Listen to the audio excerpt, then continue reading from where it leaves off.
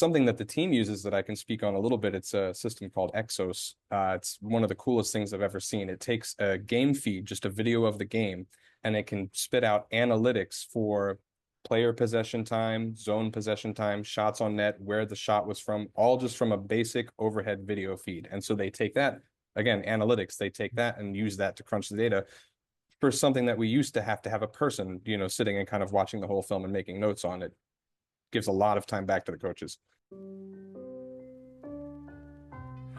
Startups get the party, startups get the party started. Startups get the party, startups get the party started. You want tech and tacos, tacos and tech, you know we got tacos and tech is on smash for the green guacamole. Keep accountants counting beans, contador cuentan frijoles. Founders trying to raise some queso. La vida San Diego, school of rappy, rapping fire, tortillas round jalapenos. In these modern times of craft beer and coffee, my coding yoga posse, fold the body, origami. We be surfing Coronado, eating tacos el gordo. The tacos stand in puesto, lucha libre and sombrero. Gotta shout out Tecos, Daniels by the ocean, watch the sunset. La Jolla shores, entrepreneurs trying to get funded. When San Diego Startup Week is popping in the summer, Oceanside to Tijuana, ST be full of hustlers. From couch surfing to penthouses right on the beach. Tech leaders who believe stars are within reach. We interviewing founders who be shooting for the moon. Hashtag SD Techos with your host, Neal Bloom. Come on! Startups get the party, startups get the party started. Startups get the party, startups get the party started. Startups get the party, startups get the party started. You want tech and tacos, tacos and tech, you know we got it, hey! Startups get the party, startups get the party started. Startups get the party, startups get the party started. Startups get the party, startups get the party started. You want tech and tacos, tacos and tech, you know we got it, hey!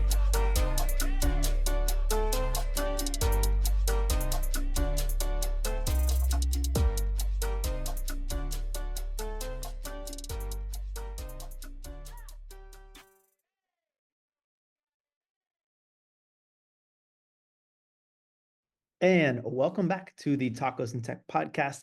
I'm your host, Neal Bloom, and I'm thrilled to have Colin Loveless of the Vegas Golden Knights on the pod. Hey, Colin, thanks for joining us. Hi there, Neil. Thanks for having me. Really excited to be here. No, I'm excited to have you.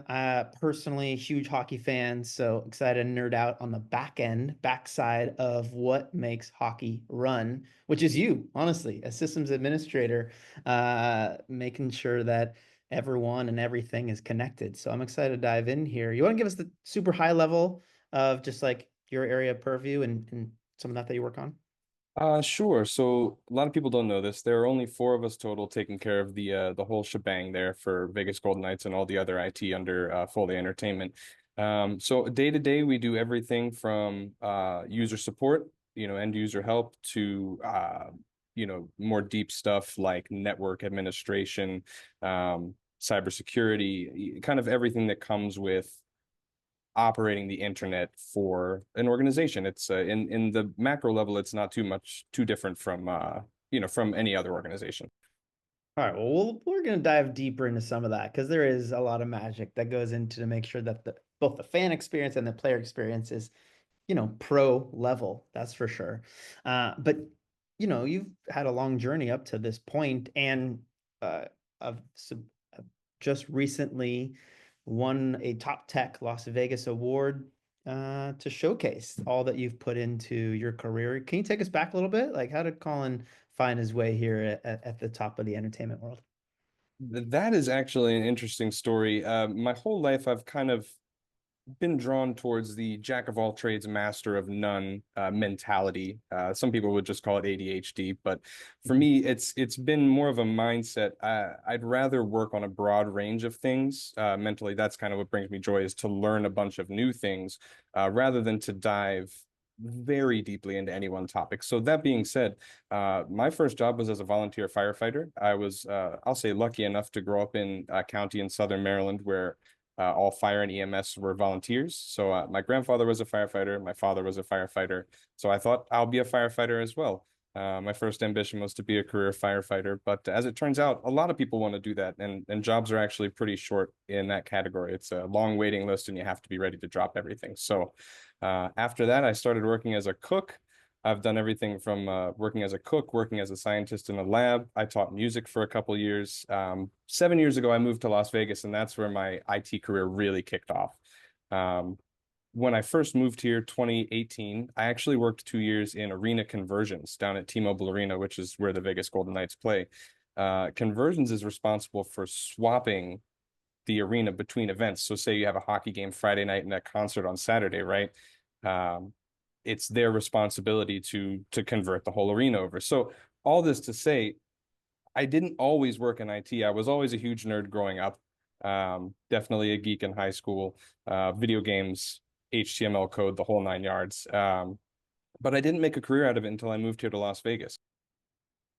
Interesting. And so seeing how well, one, how'd you even the stadium flipping overnight? Like tell us a little bit about that. What's the magic that goes into it? What's kind of the secret sauce to make a fast turn happen flawlessly? So one of my favorite things to tell people, because I feel like a lot of people don't know this, at most arenas, I don't want to say all because I can't speak for everyone, but at most arenas in the season, so we're in hockey season right now. If there's another event that's going on at T-Mobile Arena, a concert, UFC happens at T-Mobile Arena all the time.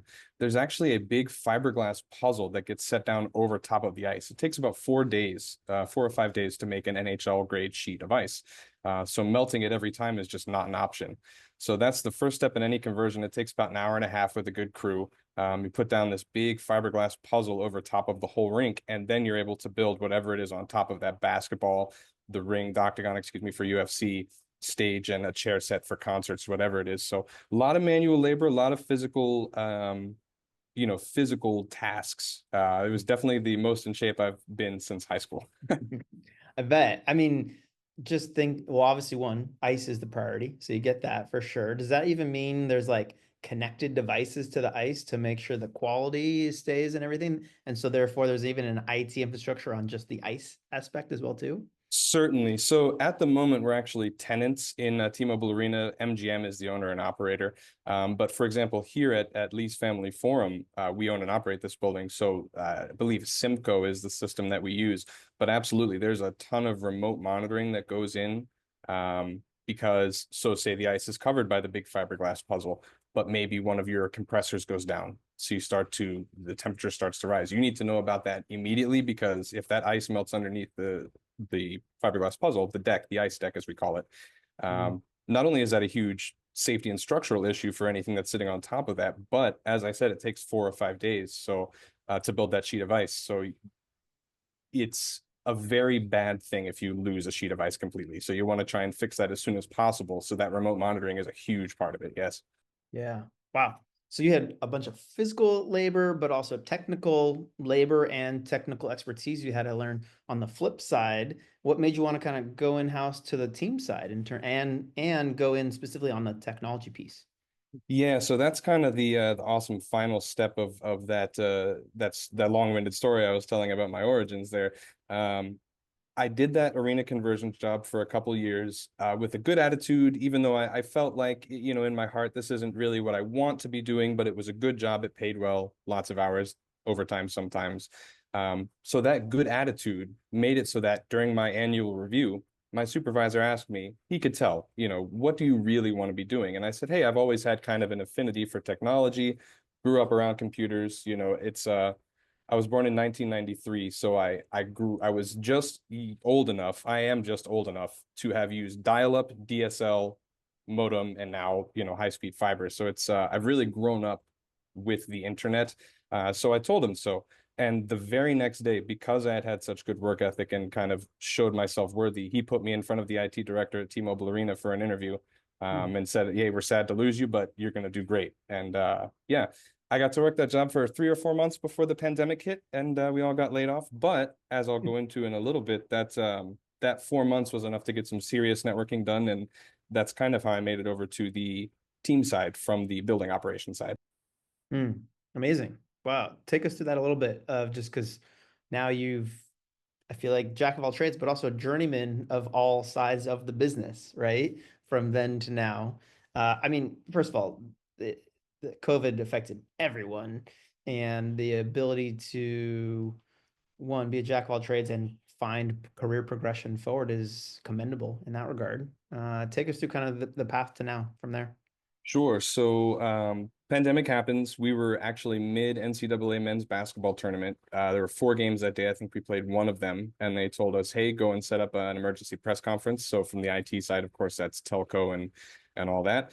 They announced that everything was being suspended. The tournament was being suspended. Everything at the arena, basically, the stay home order was coming out, right? So, it was kind of an immediate and total furlough, is how they referred to it. And so that was that. So spent a few months unemployed, and I was actually reached out to by a company called Vision Technologies here in Las Vegas. They take care of the school system, Clark County School Systems network. So all this to say, I learned a lot about layer 1 and 2 networking there, kind of fiber types. It's a very large network. It's either the third or fourth biggest school district in the country. I think it was third and recently fell to fourth.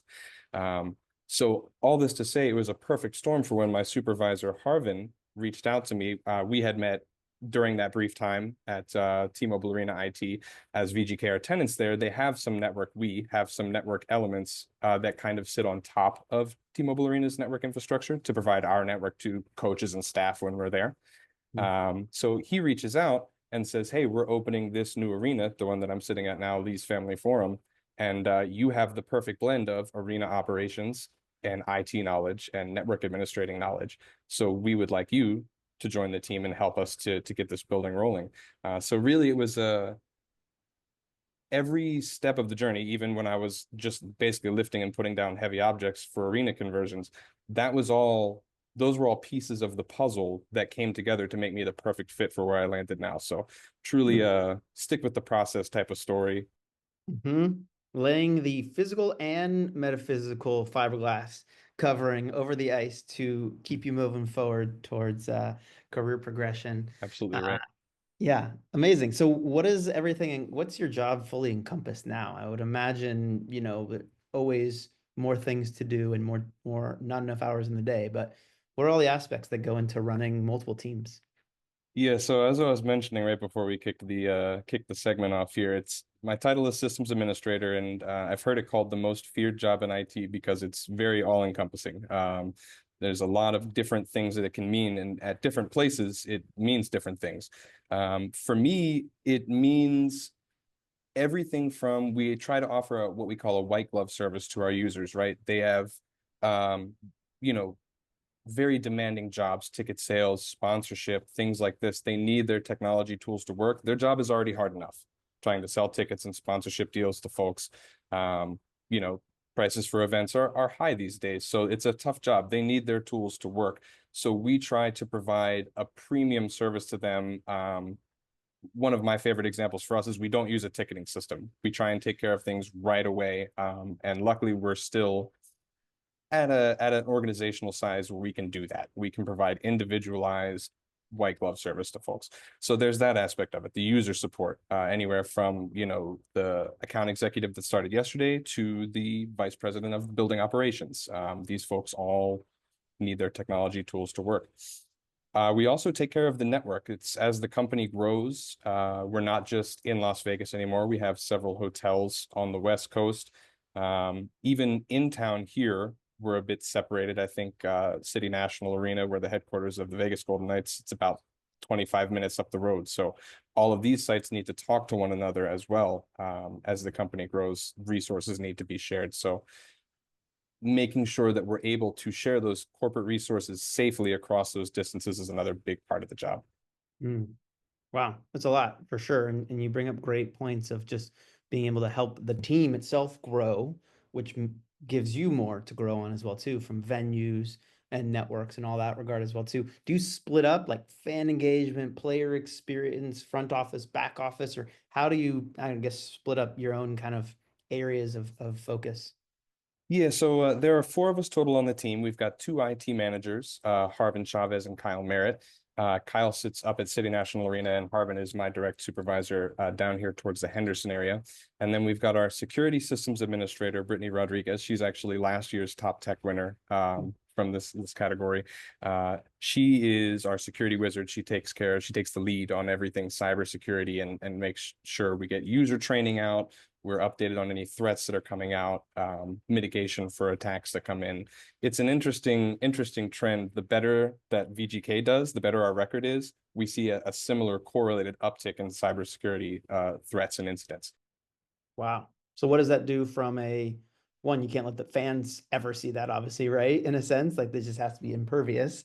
So what do you do to kind of build the fan experience so that it's everything is just kind of seamless? Like you never even think about tech in that regard from a fan. Well, you hit the nail on the head, and not just the fans, but we try and make it that way for our users as well, right? That's, the last thing they need to be worrying about is, is this phishing or not? Is this email legit? So we try and shield everyone from that as much as possible. And then for the things that we can't, that's what the user training is for. When it comes to fans, especially, you hit the nail on the head. The fan experience that we aim to offer here in Las Vegas, we're aiming to become the sports capital of the world, I would say. It has to be seamless. People expect it to be seamless, rightfully so. So when it comes to things like service reliability, Wi-Fi service reliability, or even for our tenants in the arenas in Lee's Family Forum, which we own and operate,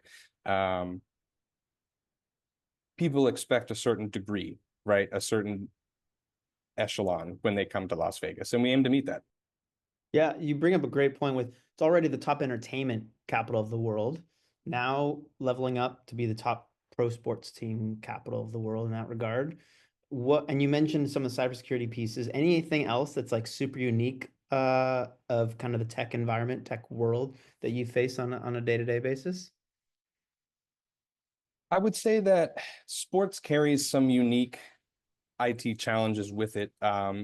We touched on the kind of width of responsibilities already. So it's a very dynamic and kind of constantly changing environment. Things can change day to day. Things can change season to season.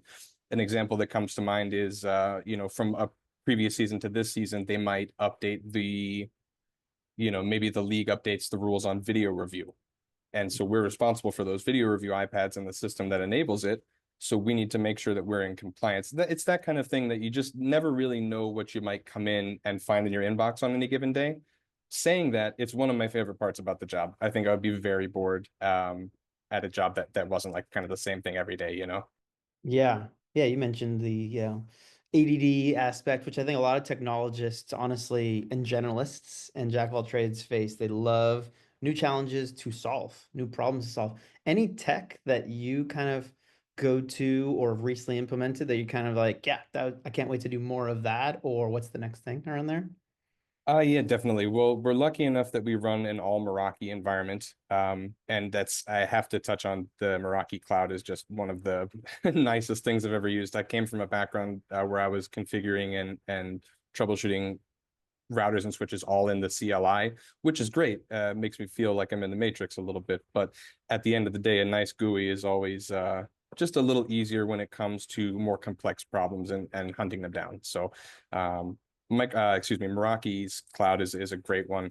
We're getting ready to, I think it was in the news recently, we partnered with a company called Solus. So we're upgrading our cybersecurity pretty significantly with them. They're going to do everything from intrusion protection detection to, firewall. It's basically, as we grow, like I said, we see an uptick in these threats. So it's a nice opportunity to be able to bring a sponsor on for the sponsorship side of things, as well as improve our safety and security. So really excited to see how that shakes out in the next few months here. Amazing. What else besides the cyber and security aspect, and not to belittle that at all, like what are some other trends that you kind of foresee coming in down the road here on the sports side? For sports, and this is going to be a gimme answer, kind of low hanging fruit, but AI, it has to be AI. I'm fascinated all the time. I haven't seen it really break into the NHL yet, but you can watch any given Sunday, the NFL broadcast, you'll see them bringing up the analytics, whether a coach should or shouldn't go for it on fourth down, right? AI is doing that stuff. I think IBM is sponsoring it, whatever it is. That kind of and this is where I think people are thinking in the wrong direction on AI. People are thinking iRobot, right? I'm thinking more data analysis, big data analysis, done very quickly. So I think one of the ways that we use AI is in our wireless system.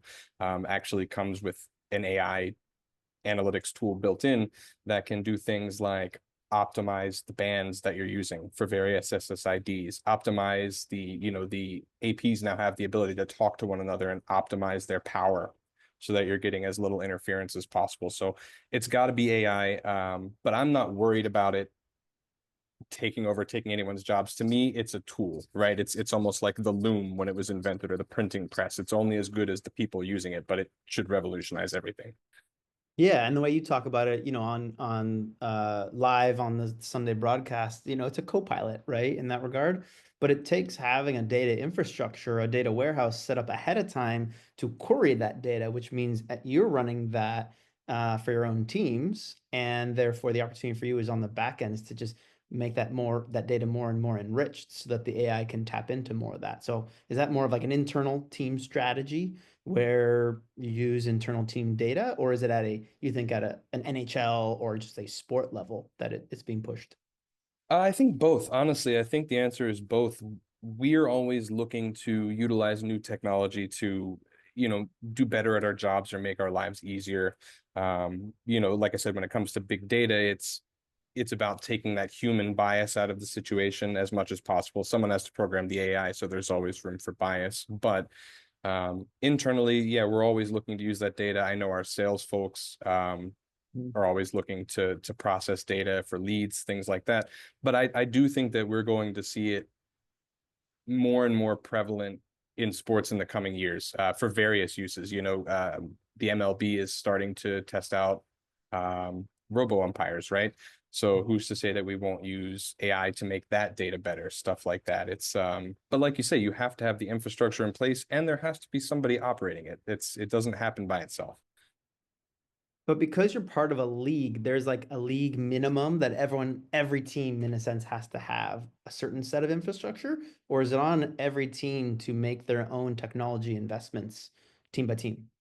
So it's definitely on each team. The league sets out requirements for certain things. So, for example, on the medical side of things, right, you have to have a secure way to transmit that medical data, X-rays, stuff like that. But outside of really specific stuff like that, it's kind of up to each team how we choose to utilize technology to kind of accomplish what we're trying to do. And I think that looks different, even within the league for each team, depending on maybe what the expectations are, what ticket sales expectations are, how that's another thing I've learned is a lot of these organizations in the NHL are structured a little differently. There are some teams where the owner might own an NFL team as well, right? So they've got access to maybe a bigger infrastructure, right? Whereas NHL is not so big in America yet. So since that's our primary team at this time, we're at that level, if that makes sense. Yeah, no, totally. It's super interesting. I mean, the front-facing business is the game of sport, which is super competitive, right? And why wouldn't the teams on the back end operate like that as too? Why wouldn't every one of you be competitive and find your own edge? And that some that could be technology, some that could be, the city, the geo that you're in, and the kind of fan base, and all of that makes, the whole business, I would imagine, super interesting to play environment-wise. Yeah, for sure. And it really it comes down to what the ownership group wants to invest in certain areas as well, right? So maybe one team builds a really nice film room, right? Big TVs, whatever it is. That's not a requirement to have 10 big TVs in your film room, but maybe that team really likes to watch film. Not speaking on our team, just an example. Um, so yeah, it's really interesting. Something that the team uses that I can speak on a little bit. It's a system called Exos. It's one of the coolest things I've ever seen. It takes a game feed, just a video of the game, and it can spit out analytics for player possession time, zone possession time, shots on net, where the shot was from, all just from a basic overhead video feed. And so they take that, again, analytics, they take that and use that to crunch the data for something that we used to have a person, sitting and kind of watching the whole film and making notes on it.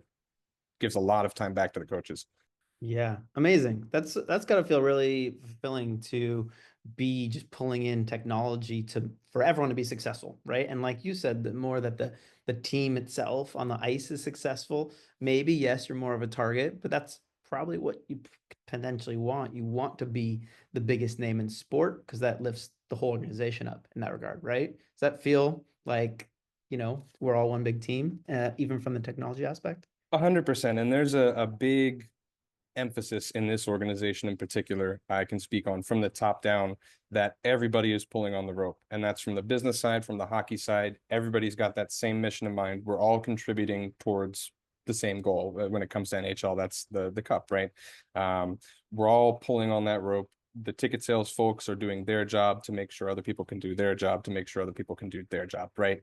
The players have to do their job and play well, like they're able to. So yeah, it's a really cool feeling, and one that I think I hadn't had till I started with the organization here, of a bunch of people really just giving their all and working towards a single goal. That's gotta feel really, really fulfilling in that regard. Um, and especially for making this big career pivot, right? And having, it turns out COVID was a blessing in disguise that it directed you down this path. Not everyone gets a pandemic to shake things up for them, but any advice you'd give towards someone who is just maybe starting a new career pivot towards technology or is interested in, this path towards entertainment sports, like what would you look back on and give people some advice around? 100%. My favorite thing to say these days is you have to be good to be lucky, but you have to be lucky to be good. And what I mean by that is it definitely takes luck. I have been incredibly blessed to have people take chances on me when I didn't have on paper anything to show I was fully capable. This job has been great to me, and I think I've been a really good fit for the job. But on paper, you would have never known that. It took people giving me chances. However, that luck came at a time when when I say good, I was working hard. I didn't think myself above any job. I had a good attitude. I tried to be kind and uplift the people around me every day. You know, that kind of attitude, if you're persistent about it, luck will come your way. Luck will find you. I truly believe that. But you have to be ready for it. You have to be ready when luck strikes. Mm. As far as IT and entertainment, for IT, I would say if you don't have a degree, don't let that dissuade you at all. Certifications are an excellent path these days, and can honestly prove your knowledge a little better than a degree. Sometimes degrees are fantastic, but something like a CCNA or even an A+ and a Network Plus. Um, so that kind of thing, if you feel like you've got an affinity for it, just go for it. And don't be afraid to work a job that is not your favorite, to get some experience under your belt and try and keep a good attitude about it. Mm. Sports and entertainment, it's a lot of networking. I won't lie. It's few jobs for lots of folks. I was super lucky. This is maybe the luckiest I've ever been to combine the nerdy half of myself with the very slightly jock aspect I had. I actually played ice hockey for 6 or 7 years, out of high school, until I got bonked on the head one too many times. The doctor asked me to stop playing contact sports. um, but it's a lot of networking, but don't be afraid to apply for things that you don't think that you're ready for. That's another good piece of advice. Just apply. What's the worst that can happen? I love it. Such great advice. Wow. Words of wisdom here. One piece also I think that I see from you is show up. I mean, you showed up in a new city that is the pro at entertainment and is becoming in sports, and you jumped into that, right? Like a lot of people would also feel intimidated. It's like, oh, it's Vegas. I'm not that industry. I'm not maybe don't have the skills yet for. And, look where that path took you in a relatively short time, right?